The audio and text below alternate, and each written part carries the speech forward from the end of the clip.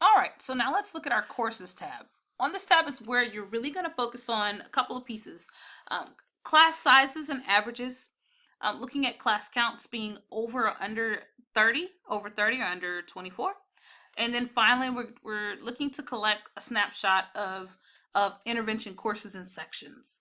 And so we have provided all of the courses that are currently available on your campus, along with the course ID, type, number of teachers that teach that class, and how many students are enrolled. So that's information you don't have to find.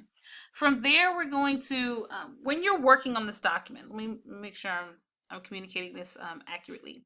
This is not a document that one person is going to complete or even can complete. It's going to take the entire team. And so when you look at the departments that you supervise, you're going to want to focus on the departments that are directly tied to your content. So for example, if you supervise English, well, this EL, we're going to go back to the main menu, and the EL is English Language Arts. So if that's one of the departments that you're responsible for, then you're going to focus solely on completing this report for your supervising department. Let's say, for example, maybe you're SPED, okay? And if you notice, these SPED courses have a V. So this lets me know that these are special educations. So you will be responsible for these courses if you supervise special education. If you're uncertain about how to distribute the work in regards to this report, just reach out to us and we'll offer clarity. But remember, there are a lot of courses, and so no one can do this alone. It's going to take everybody for this audit to be successful. All right, let's move on and talk about the columns. First things first, we don't want to make any changes to A through J. I had to leave them open for you so that you're able to filter the way you would like, but please don't make any changes here. We also ask that you do not change the tabs at the very bottom. Don't change those tabs. Those tabs are tied to other sheets, and so we have to remain consistent. So don't change tabs here, and don't change preloaded information. So let's start with K. We want the average size of students, total number of sections for the course, the number of intervention sections. Keep in mind, some of you mask your courses, so you may have an English 1 regulars that has several sections that are being used as intervention courses. We're very aware of that. And so if that's the case, we need you to make sure you include them in your intervention count. We also know that there are intervention courses that are simply called intervention, and that's what they're used for.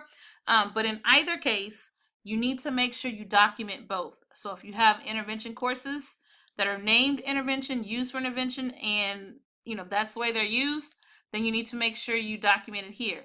If you have been masking those courses, nothing wrong with that. Just make sure that you notate that of those regular classes, you have if you have 9 regular English classes, then if 4 of them are being used as intervention, make sure you note that 4. Okay, so that's the key with intervention. You also are going to include the total number of students in all of the intervention sections, the total number of students not enrolled in any intervention sections. From there, of all the sections tied to this course, how many of them or more have less than 24 students? How many have more than 30 students? Is the course single blocked or double blocked? Is this course a singleton or a doubleton? So, is it offered one time over the course of 8 periods, or is it offered at least more than 2 times over 8 course periods? Is the course an overlay? So here's what we mean when we say this. Is this a course where when we look at what period it's in, for example, this happens sometimes in CTE. So if I have a first period business BCIM class, maybe I also have BCIM 1, BCIM 2, and my BCIM dual credit. All of those separate course numbers happen within first period. That's what we mean when we say overlay.